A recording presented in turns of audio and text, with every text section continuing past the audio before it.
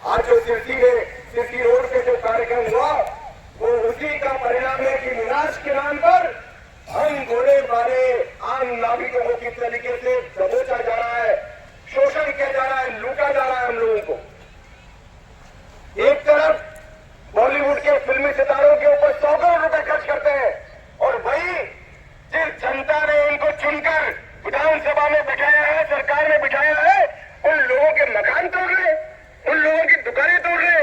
इससे ज्यादा शर्म की बात कोई हो सकती है क्या?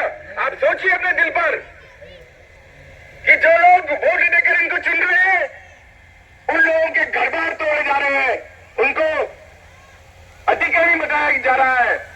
और दूसरी तरफ जिन लोगों का कोई लेना देना नहीं है, न तो उन्होंने वोट दिया न उन्होंने कुछ और उनके लिए किया, उनके पास जाकर उनको बुलाते हैं, 100 करोड़ रुपए खर्च करते हैं और उनके आगे पीछे घूमते हैं। ये राजनीति का स्तर हो गया। इसके लिए हमें इस चीज को समझना पड़ेगा। हमारी लड़ाई बहुत महत्वपूर्ण लड़ाई है। ये लड़ाई केवल हमारी जमीन की लड़ाई नहीं है, ये हर राजस्थान के हर उस मतदाता की लड़ाई है जिसके स्वाभिमान के साथ खिलवाड़ किया जा रहा है, जिसका खून पसीने का पैसा पानी की तरह लुटाया जा रहा है, जिसको उसकी जमीनों से बेदखल किया जा रहा है, उसकी दुकानों से, उसके मकानों से बेदखल किया जा रहा है। और किसके नाम पर? विकास के नाम पर। गांधी जी ने कहा था कि अगर एक भी व्यक्ति सरकार के खिलाफ खड़ा होता है तो सरकार की जिम्मेदारी बनती है कि उस व्यक्ति से बात करे, उस व्यक्ति की बात को सुने, उसका समाधान करे और उसके बाद सरकार को अपना काम करना चाहिए। लेकिन सरकार पूरे तरीके से न तो बातचीत करने को तैयार है, न सरकार आपकी सुनने को तैयार है।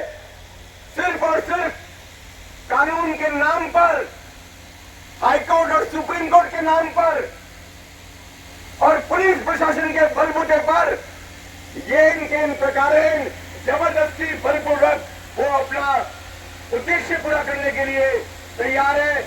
बलपूर्वक आपकी जमीनें, मकान, दुकान सब छीनने के लिए तैयार है। तो ये लोकतंत्र की सरकारें नहीं हो सकती है। लोकतंत्र का मतलब है कि जनता के बीच में सरकार के लोग जाएंगे, नुमाइंदे जाएंगे। वो किसी भी तरह का अगर विरोधाभास है, किसी भी तरह की अगर कोई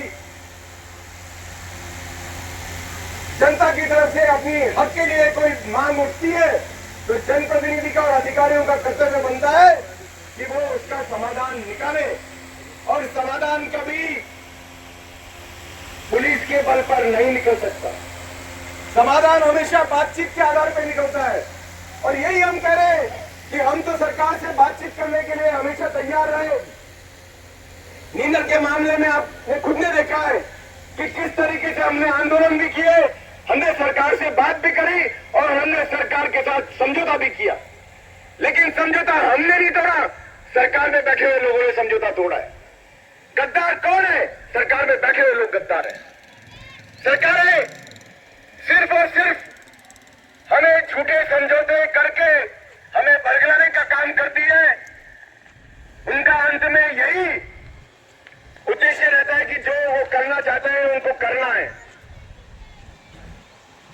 कल बलराम जी भाई साहब भी हमारे बीच में आए थे, 2 दिन पहले आगे गए बलराम जी भाई साहब। उन्होंने भी कहा कि सरकार जो चाहे वो करेगी, सरकार जो चाहे वो कर सकती है।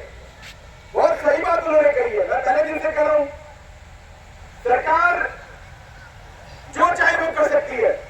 सरकार हमें बलपूर्वक यहां से खदेड़ भी सकती है, सरकार हमारे ऊपर गोली भी चला सकती है, सरकार हमें जेलों में भी बंद कर सकती है। लेकिन जो 25%